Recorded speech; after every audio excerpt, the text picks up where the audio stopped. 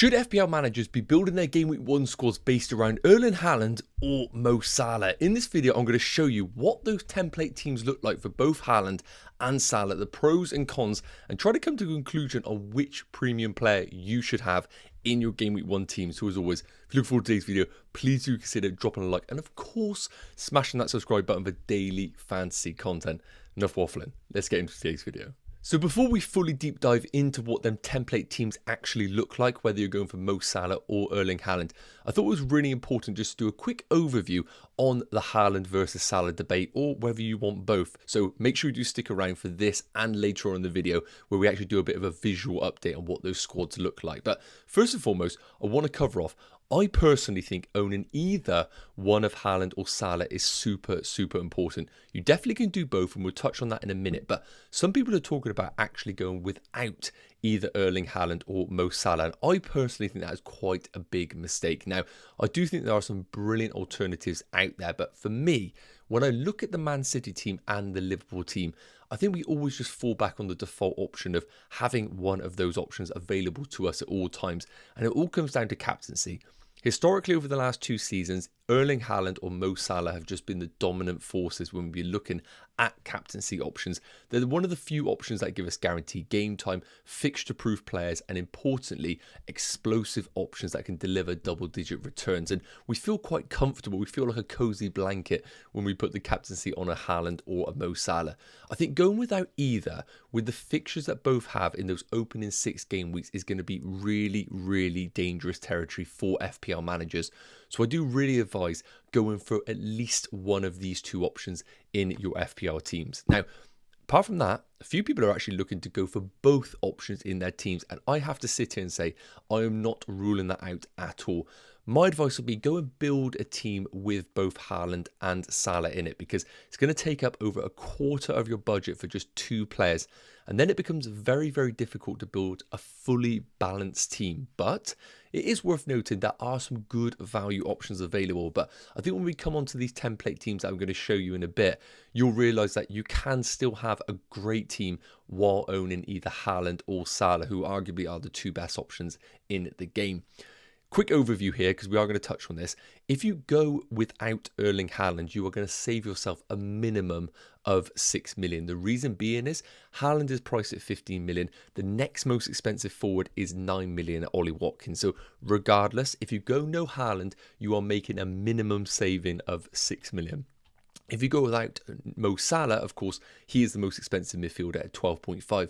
The next most expensive is Cole Palmer at 10.5. So, of course, you can save more. You could save 4 million if you come all the way down to like an Odegaard. But the minimum saving from Mo Salah is going to be 2 million. So you can already see if you go without Erling Haaland, you are just freeing up so much money in that budget to allocate elsewhere in the squad.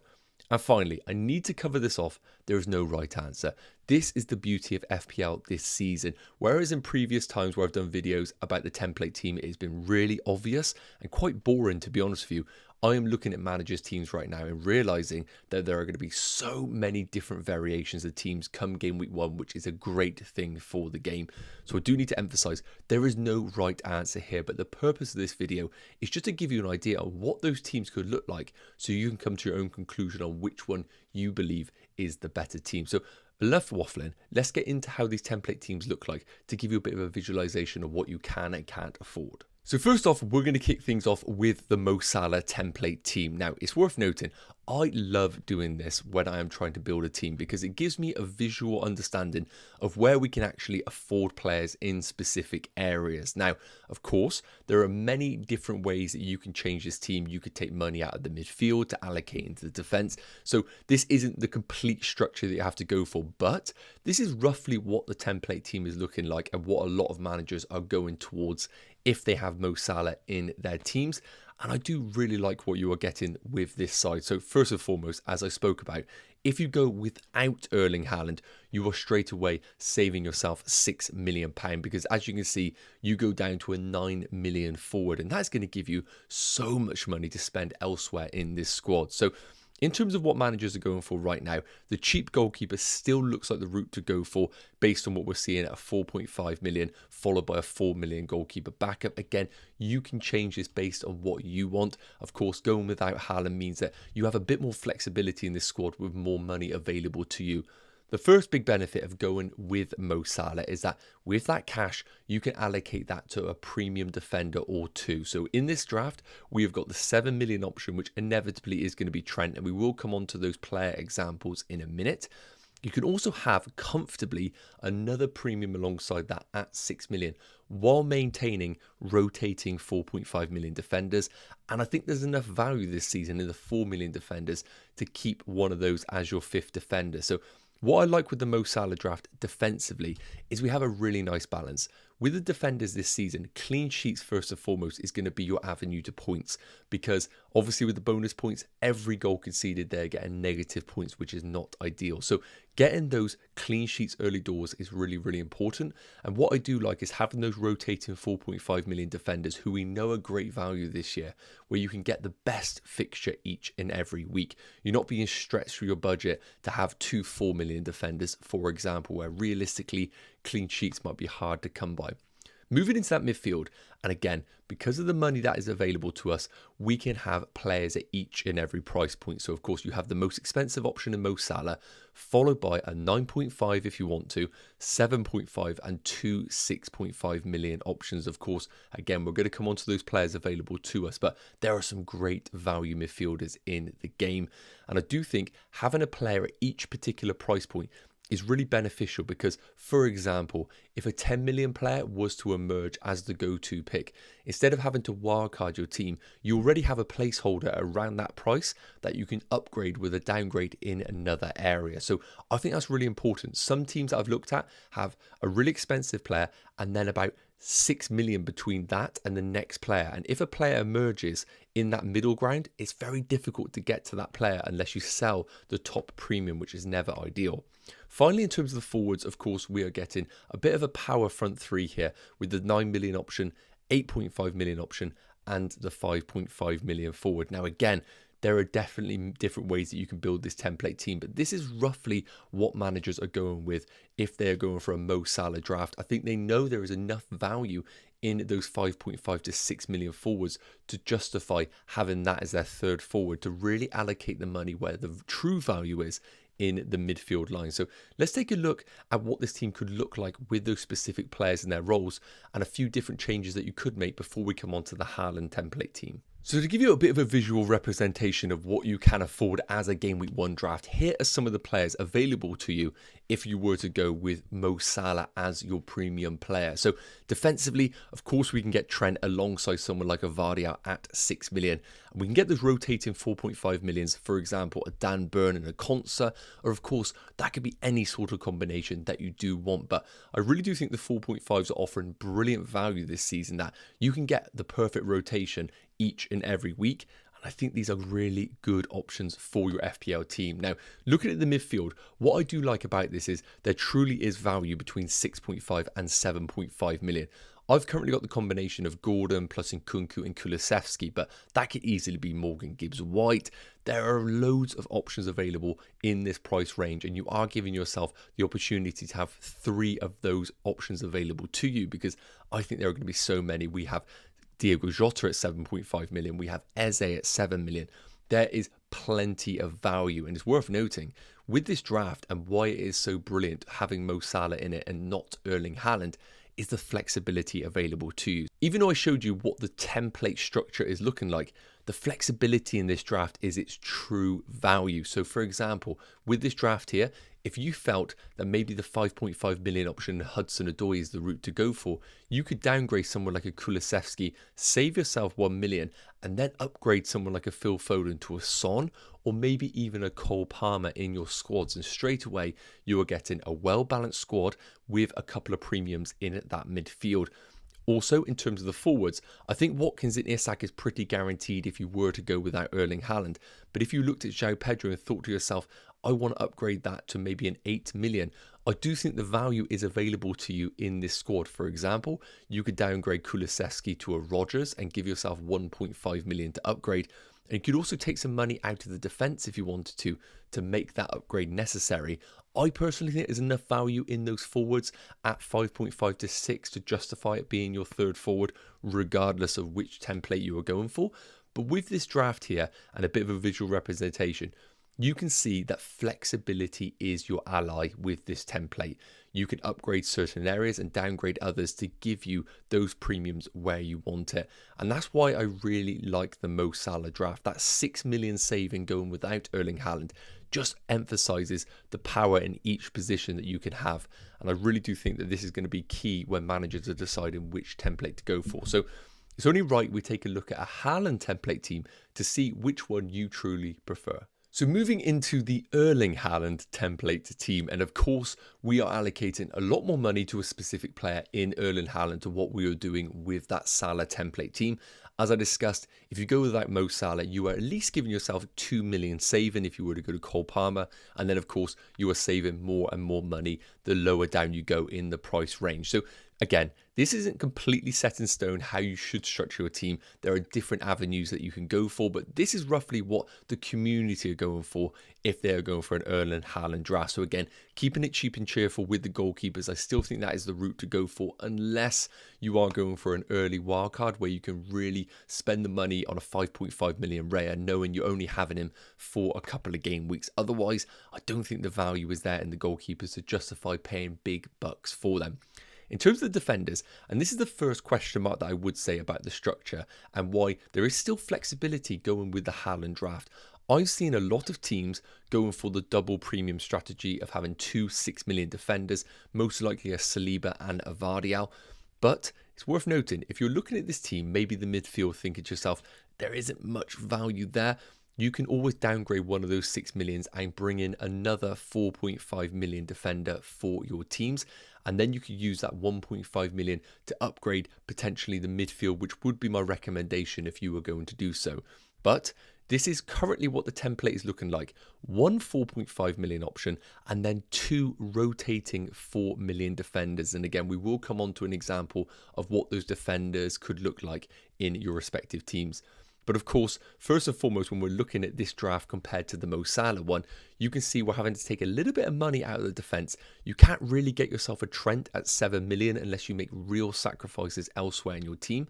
But of course, one thing you could do so is upgrade that 6 million to Trent and downgrade the other 6 million to a 4.5. That could definitely happen, but then you are missing all of those defenders between the 6 and the 5 million bracket.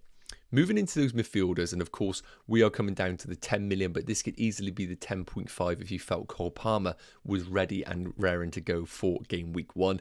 Again, we would have to make a few sacrifices in the team to be able to do so.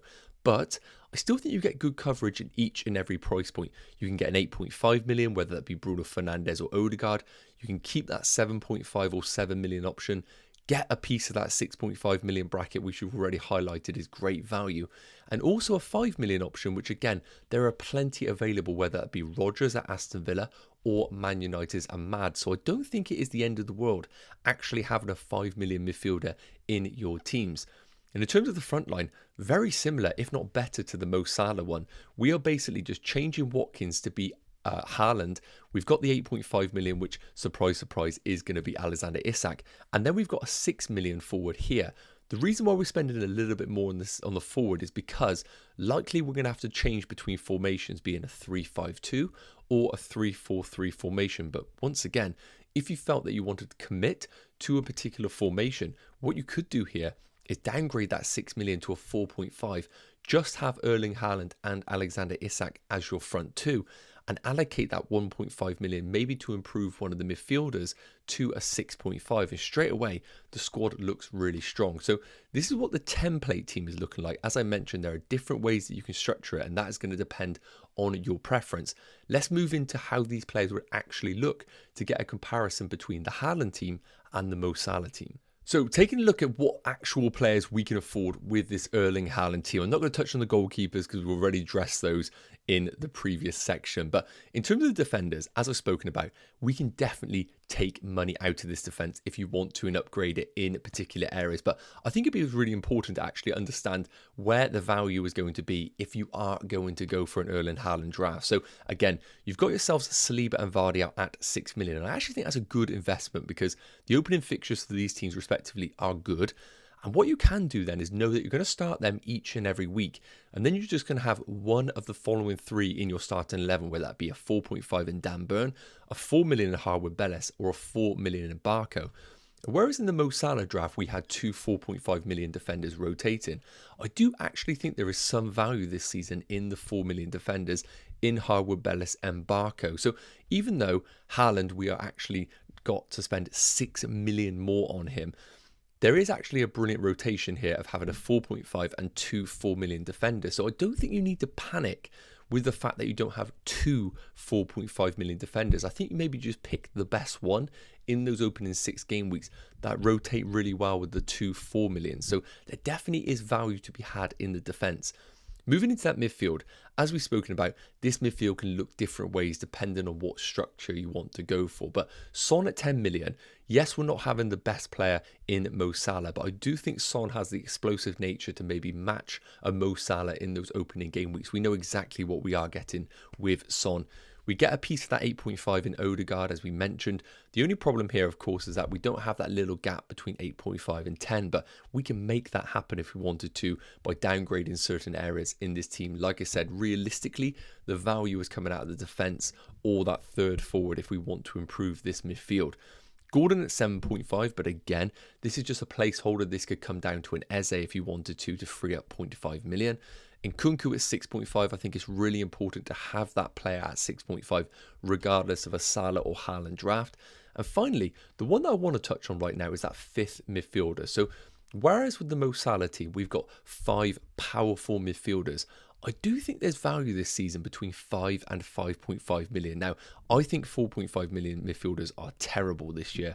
So I think they are just going to be by default your third bench option if you go down that route. But if you can find a bit of cash to upgrade a 4.5 million like a Harry Winks to a Rodgers or a Man United Ahmad, I think that is the best use of your money that you can do so. And even though, of course, this midfield is weaker than that of the Mo Salah one, I still think there is real value with that fifth and final midfielder at 5 million. So I don't think you should be completely against owning one of those. And again, if we wanted to, we could downgrade a Wood to an Armstrong or someone like a João Pedro at 5.5 and upgrade Rodgers to the 5.5 million bracket like a Hudson-Odoi. So you get your Nottingham Forest coverage and you get the guaranteed minutes with that player. So again, there are different ways that you can structure this team to actually benefit you over those opening weeks depending on what you want. So again, I need to emphasize this. There is no right answer here. I think you can build a balanced team with either Haaland or Mo Salah. Of course, with Mo Salah, you are able to allocate more money in each position. So naturally, you're going to have more premiums apart from Erling Haaland in every other spot. That is just a no-brainer because Haaland is so much your budget being used. However, I think a lot of people look at the 15 million price band of Erling Haaland and have completely ruled him out of their teams. But I just wanted to give you an understanding that you still can afford a really well-balanced team with each player at each price point that you require, knowing that if you need to be a bit flexible, you can do so and take money out of certain positions. So I really hope that has given you a bit of an understanding, and I would love to know in the comment section which template you prefer going into game week 1. Yes guys, okay, so that is going to wrap up today's video looking at the Mo Salah and Erling Haaland template teams. As I mentioned, there is no right answer here, but I hope this video just give you a bit of an understanding on where the pros and cons of going for either player lie, and you can make your own decision on which one you personally prefer. And I'd love to know in the comment section whether you're Team Mo, Team Haaland, or maybe you're going for both. So as always, if you enjoyed this video, please do drop a like on it. We're aiming for 200. I know it's a big ask. And if you're not already, make sure you are subscribed to the channel for daily fantasy content. The game week is less than 2 weeks away, and we have got a lot of content coming. Have an amazing day, and we'll talk real soon. Take care. Cheers.